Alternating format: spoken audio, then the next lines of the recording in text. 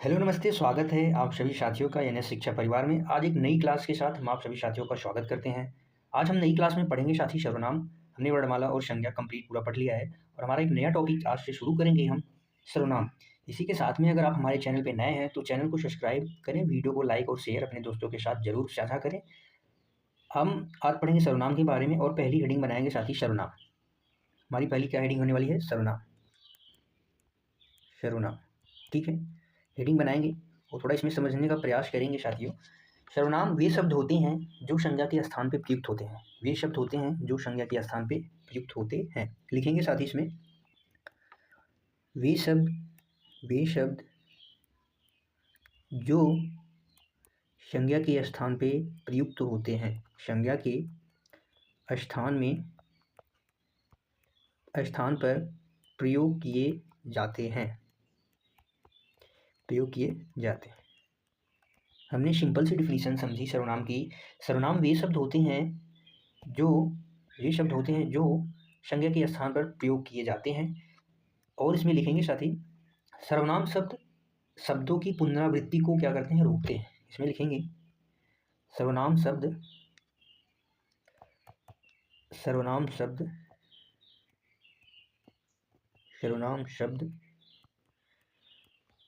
संज्ञा शब्दों की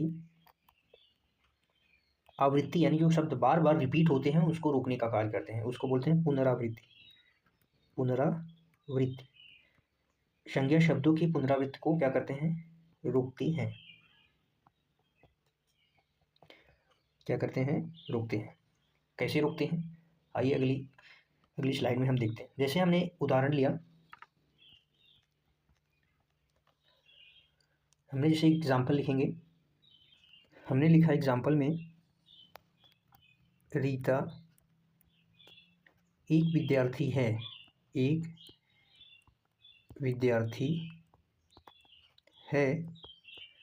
रीता एक विद्यार्थी है और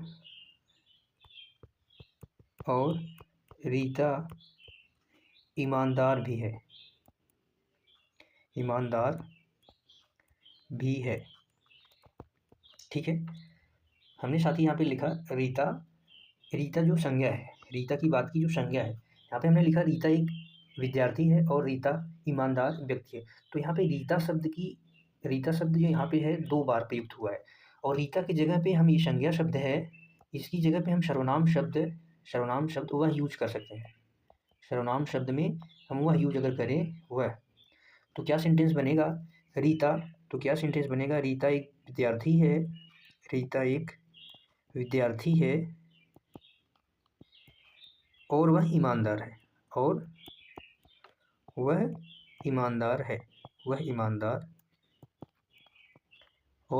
भी है।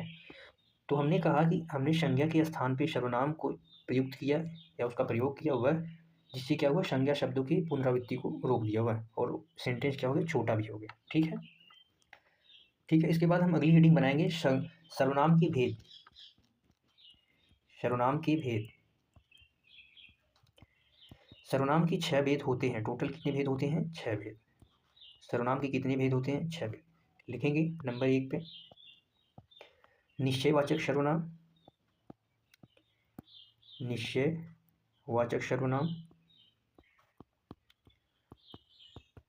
सर्वनाम यह और वह।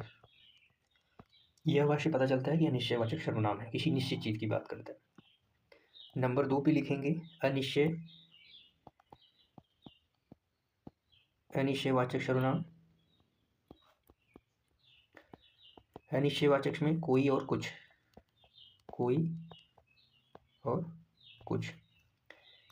नंबर 4 पे लिखेंगे 3 पे लिखेंगे संबंधवाचक सर्वनाम। संबंधवाचक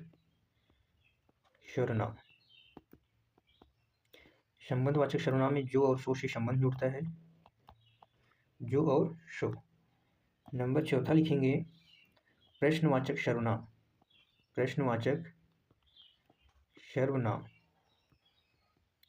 प्रश्नवाचक सर्वनाम में कौन और क्या से प्रश्न किया जाता है। ठीक है। इसके बाद लिखेंगे नंबर 5। नंबर 5 पे लिखेंगे निजवाचक सर्वनाम। निजवाचक सर्वनाम। निजवाचक में आप यानी स्वयं, आप स्वयं से बोध होता है। अगला लिखेंगे नंबर 6 पुरुषवाचक सर्वनाम। पुरुषवाचक सर्वनाम। पुरुषवाचक में मैं और तू। मैं और क्या आता है? तू। अगर सर्वनाम शब्दों की बात की जाए, अगर मूल सर्वनाम शब्दों की कुल बात की जाए तो ये क्या है? ये मूल सर्वनाम शब्द हैं। ये टोटल कितने हैं? 11। अगर मूल सर्वनाम शब्दों की बात की जाए तो टोटल कितने होते हैं? 11 शब्द। अगर शब्दों की बात की जाए, मूल सर्वनाम शब्दों की बात की जाए तो कितने होते हैं? 11। लिखेंगे साथ ही, स्टार मार्क करके लिखेंगे। मूल सर्वनाम शब्दों की संख्या, मूल सर्वनाम शब्दों की संख्या, कुल संख्या अगर पूछी जाए तो कितनी होते हैं? 11। मूल सर्वनाम शब्दों की संख्या कितनी होती है? 11। ठीक है। पहली हेडिंग बनाएंगे निश्चयवाचक सर्वनाम। सर्वनाम का पहला भेद है निश्चयवाचक सर्वनाम, हमारी वही हेडिंग होगी, निश्चयवाचक सर्वनाम। निश्चयवाचक सर्वनाम। ठीक है। लिखेंगे इसमें निश्चयवाचक सर्वनाम, इसे संकेतवाचक सर्वनाम भी कहते हैं। क्या कहते हैं? संकेतवाचक। संकेतवाचक भी इसे क्या कहते हैं? कहते हैं। निश्चयवाचक सर्वनाम किसी निश्चित व्यक्ति या वस्तु का बोध कराता है। निश्चयवाचक सर्वनाम यह किसी, लिखेंगे यह किसी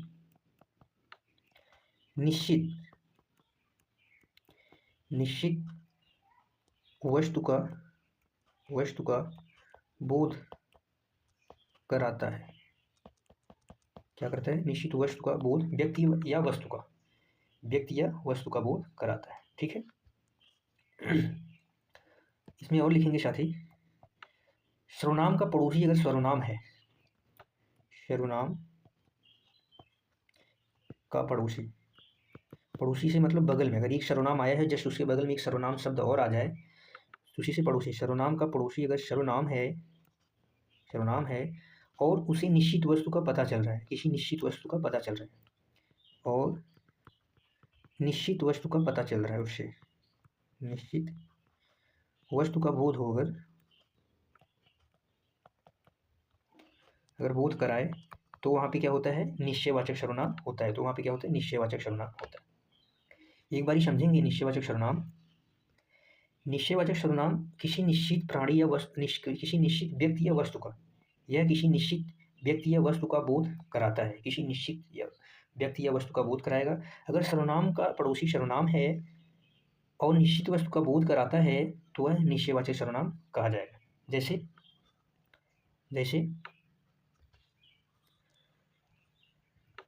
जैसे में देखेंगे, यह मेरा पेन है, हमने लिखा। जैसे यह मेरा पेन है, यह मेरा पेन है, यह भी सर्वनाम है, मेरा भी सर्वनाम है, और निश्चित यानी पेन की बात की रही, निश्चित किसी वस्तु की बात की जा रही है, इसलिए क्या है? यह निश्चयवाचक सर्वनाम है। निश्चयवाचक सर्वनाम है। ठीक है। यह भी सर्वनाम है, मेरा भी सर्वनाम है, पेन यानी वस्तु का बोध करा रहा है और निश्चित चीज का बोध करा रहा है, इसलिए यह निश्चयवाचक सर्वनाम है। ठीक है। जैसे हमने कहा, वे तुम्हारे लोग हैं, वे तुम्हारे लोग हैं, वे तुम्हारे लोग हैं, इसमें भी क्या हो रहा है? निश्चयवाचक सर्वनाम। इसमें भी क्या है? निश्चयवाचक सर्वनाम। निश्चित लोगों की बात कर रहा है, निश्चित लोगों की बात कर रहा है। वे तुम्हारे क्या है? सर्वनाम है। वे तुम्हारे क्या है? सर्वनाम है। तुम से तुम्हारा बना है, और ये क्या है? निश्चय व्यक्ति के बारे में, निश्चित व्यक्ति के बारे में बता रहा है, व्यक्ति के बारे में, इसलिए क्या है? यह निश्चयवाचक सर्वनाम है। कुछ उदाहरण और लिख लेंगे साथियों। वह उनकी मेज है, वह उनकी मेज, वह उनकी मेज है, वह उनकी मेज है। यह मेरा घर है, यह मेरा घर है, यह मेरा घर है। ये मेरे हथियार हैं, ये मेरे क्या हैं? हथियार हैं, ये मेरे क्या हैं, हथियार हैं। ठीक है, याद रखें। अगला एक स्टार मार्क करके लिखेंगे, स्टार। यदि सर्वनाम के साथ अगर संज्ञा, जैसे हमने कहा सर्वनाम का पड़ोसी अगर सर्वनाम का पड़ोसी अगर सर्वनाम हो जाए तो वहाँ पे निश्चयवाचक होता है। सर्वनाम का पड़ोसी अगर सर्वनाम हो जाए तो निश्चयवाचक होता है।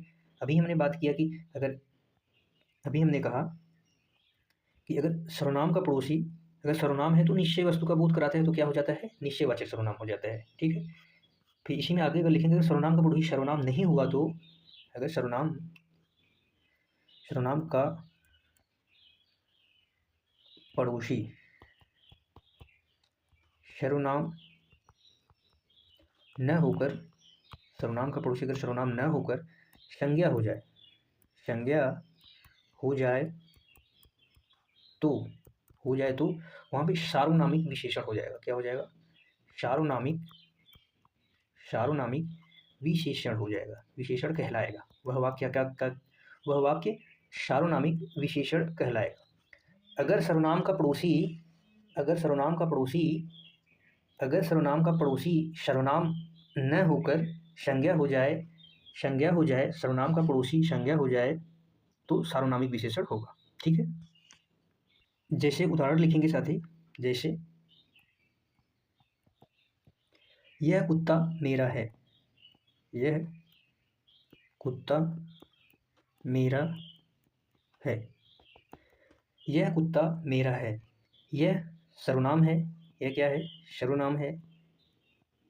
कुत्ता क्या है, जातिवाचक संज्ञा है, संपूर्ण जाति का बोध करा रहा है, संज्ञा है। मेरा भी क्या है, सर्वनाम है, मेरा भी क्या है, सर्वनाम है। हम अभी हमने पढ़ा है कि अगर सर्वनाम का पड़ोसी अगर संज्ञा हो जाए तो क्या होगा, वहाँ पे सार्वनामिक विशेषण होता है। सार्वनामिक क्या होता है, विशेषण होता है। ठीक है, अभी अगर यहीं पे हम ये लिखें कि यह मेरा कुत्ता है, यह मेरा कुत्ता है। हमने यहाँ पे लिखा यह मेरा कुत्ता है, यह क्या है, सर्वनाम है, यह क्या है, सर्वनाम है। और मेरा भी क्या है, सर्वनाम है। और कुत्ता क्या है, संज्ञा है, जो किसी निश्चित वस्तु का बोध, निश्चित प्राणी का बोध करा रहा है, जिसमें क्या हो जाएगा, निश्चयवाचक सर्वनाम हो जाएगा। निश्चयवाचक क्या हो जाएगा, सर्वनाम हो जाएगा। इतना तो याद रखेंगे साथी। वाक्य वही है, सिर्फ हमने संज्ञा और सर्वनाम की स्थिति में परिवर्तन कर दिया। वाक्य वही वाक्य है, केवल मैंने संज्ञा और सर्वनाम की स्थिति में परिवर्तित कर दिया और निश्चित प्राणी का बोध हो गया, तो वहाँ पे निश्चयवाचक सर्वनाम है। हमने कहा यह मेरा कुत्ता है, यहाँ पे निश्चित व्यक्ति वस्तु का बात हो रहा है। हमने कहा कि यह मेरा कुत्ता है, तो यह निश्चयवाचक सर्वनाम हो जाएगा। और यह कुत्ता मेरा है, अगर सर्वनाम का पड़ोसी अगर संज्ञा हो जाए तो सार्वनामिक विशेषण होता है। और सर्वनाम का पड़ोसी सर्वनाम रहे और निश्चित व्यक्ति या प्राणी का, निश्चित व्यक्ति या वस्तु का बोध कराए तो निश्चयवाचक सर्वनाम होता है। याद रखेंगे। ठीक है, अगली नंबर 2 की हेडिंग बनाएंगे। दूसरी नंबर की हेडिंग अनिश्चयवाचक सर्वनाम। पहली हमारी हेडिंग थी निश्चयवाचक सर्वनाम, इसके बाद बनाएंगे अनिश्चयवाचक सर्वनाम, अनिश्चयवाचक सर्वनाम। ठीक है, सेम अपोजिट, जो निश्चयवाचक सर्वनाम की डिफिनीशन है, सेम अपोजिट इसका आंसर आ जाएगा। लिखेंगे इसमें यह किसी निश्चय व्यक्ति या वस्तु का बोध नहीं कराता है। यह किसी निश्चय व्यक्ति या वस्तु का बोध नहीं कराता है, क्या कराता है फिर, अनिश्चय वस्तु का बोध कराता है। अनिश्चय यानी निश्चित नहीं है, क्या है वो पता ही नहीं चलता क्या है। अनिश्चय व्यक्ति या वस्तु का बोध कराता है, अनिश्चय व्यक्ति या वस्तु का बोध कराता है, अनिश्चय व्यक्ति या वस्तु का बोध कराता है। जैसे हमने कहा कौन, कुछ नहीं, हमने कौन नहीं कहा, कौन से तो क्या हो जाएगा। जैसे हमने कहा कुछ, कुछ का उदाहरण लिख सकते हैं, कुछ लिख सकते हैं, ठीक है। कोई लिख सकते हैं, कुछ और कोई लिख सकते हैं, ठीक है। उदाहरण लिखेंगे साथियों। दरवाजे पर कोई आया है, क्या लिख सकते हैं, बाहर गेट पर कोई आया है, गेट पर कोई आया है, बाहर गेट पर कोई आया है। यहाँ पे कोई से हमें पता नहीं चल रहा है क्या आया है, कोई आया है, मनुष्य आया है कि कौन आया है, मित्र आए हैं, रिश्तेदार आए हैं, कौन आया है यहाँ पे पता नहीं चल रहा है, इसलिए यहाँ पे अनिश्चयवाचक सर्वनाम है। इसकी पहचान चिन्ह में कोई और कौन आएगा याद रखेंगे, ठीक है। लिखेंगे दरवाजे पर कुछ आया है, कुछ आया है। यहाँ पे कुछ आया है कि मतलब किसी वस्तु का हमें बोध नहीं हो रहा है, कुछ में क्या आया है, बैलगाड़ी आया है, ट्रैक्टर आया है, गाड़ी आई है, क्या आई है पता नहीं चल रहा है, इसलिए यहाँ पे भी क्या है, अनिश्चयवाचक सर्वनाम है। जैसे हमने कहा कोई आ रहा है, कोई आ रहा है, कौन आ रहा है, कोई आ रहा है, क्या आ रहा है, कुछ आ रहा है, कोई आ रहा है, पता ही नहीं चल रहा क्या आ रहा है। जैसे लिखें कुछ आ रहा है, कुछ आ रहा है, सामान आ रहा है, घोड़ा आ रहा है, क्या आ रहा है पता चल रहा है, नहीं पता चल रहा है, यहाँ पे पता नहीं चल, इसलिए यहाँ पे क्या है, अनिश्चयवाचक सर्वनाम, अनिश्चयवाचक सर्वनाम क्या है, अनिश्चयवाचक शब्द में क्या है, अनिश्चयवाचक सर्वनाम है, अनिश्चयवाचक सर्वनाम है, याद रखेंगे, ठीक है। अगली हेडिंग बनाएंगे नंबर 3, प्रश्नवाचक सर्वनाम। प्रश्नवाचक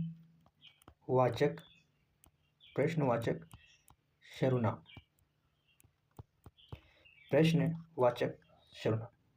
प्रश्नवाचक सर्वनाम में कौन और क्या से प्रश्न किया जाता है, कौन और क्या से प्रश्न किया जाता है, इसके चिन्ह हैं, शब्द हैं, याद रखेंगे। लिखेंगे साथ ही इसमें वे सर्वनाम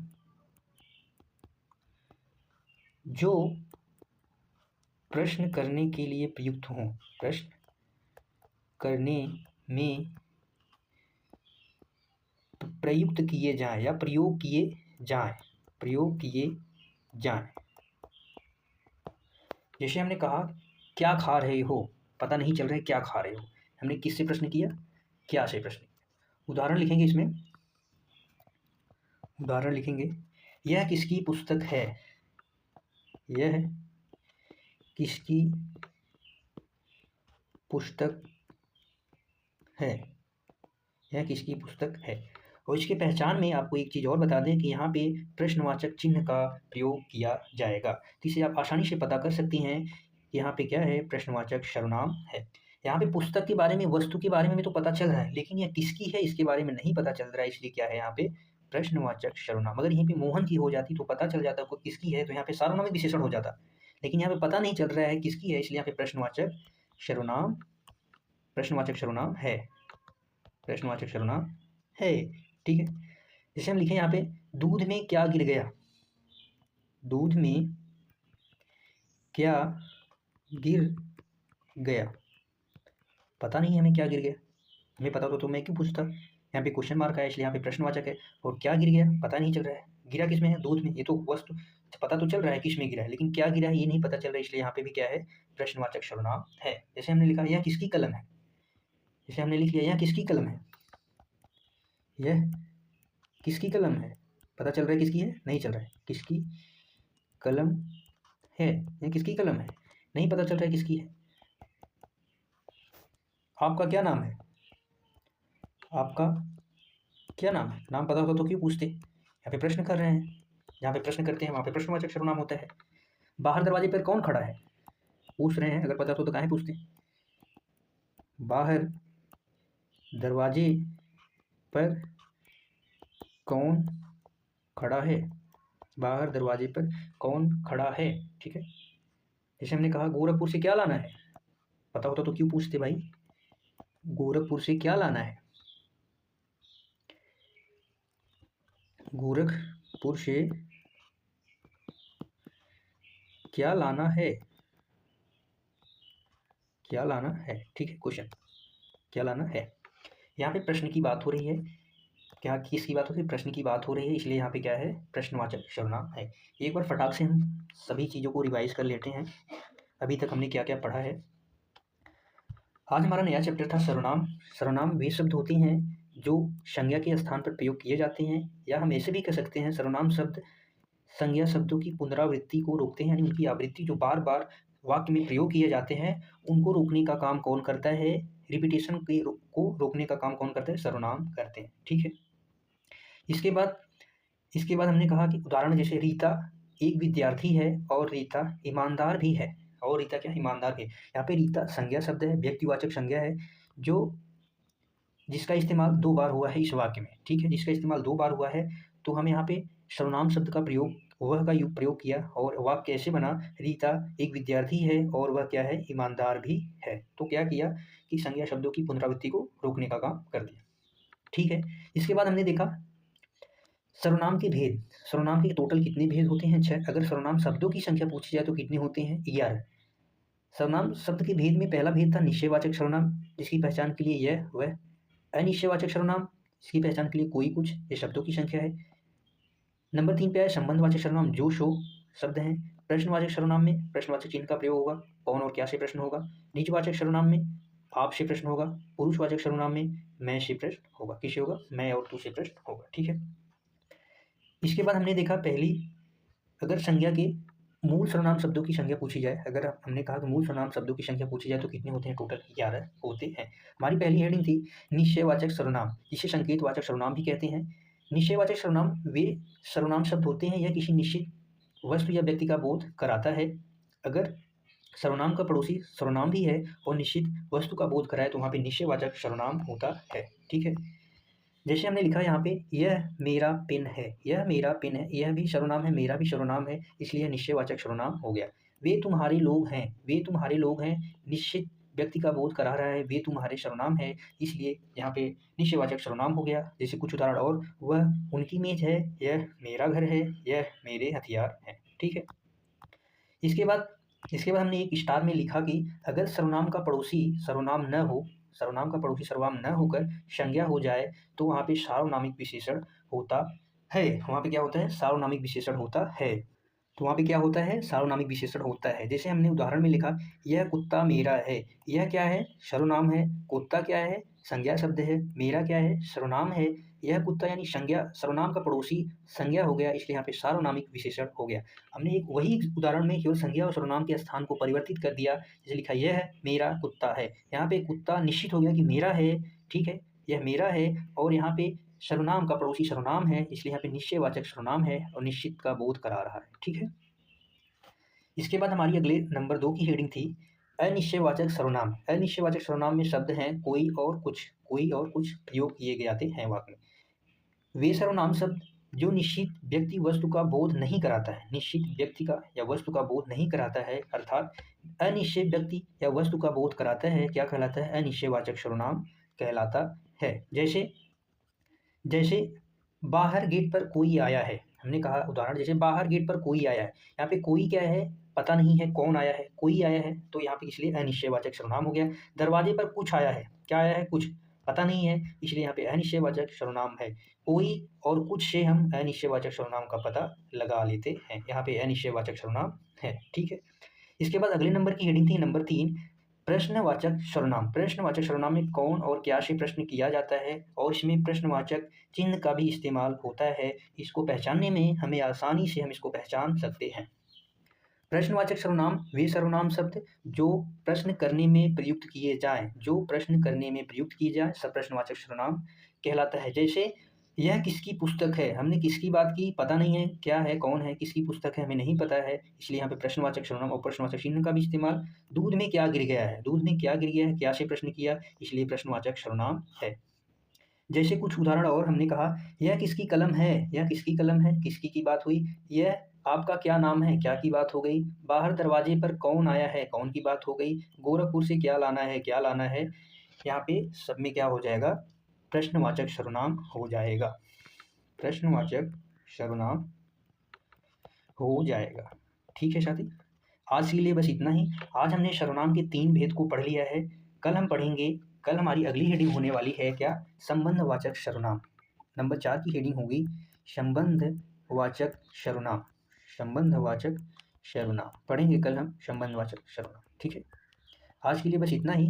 आज हमने 3 को कवर कर लिया, कल 3 को पढ़ेंगे और पुरुषवाचक सर्वनाम के भी भेद होते हैं, हम उनको भी पढ़ लेंगे और अगली क्लास में हम सर्वनाम खत्म कर देंगे, उसके बाद प्रैक्टिस करेंगे। ठीक है साथियों, अंत तक बने रहने के लिए आप सभी साथियों का तहे दिल से धन्यवाद है। तहे दिल से धन्यवाद, ऐसे ही बने रहिए और अपनी पढ़ाई को अच्छे से पढ़ते रहिए। ठीक है, तब तक के लिए मिलते हैं अगली वीडियो में। थैंक यू सो मच, खुश रहिए, मस्त रहिए। Thank you, bye bye.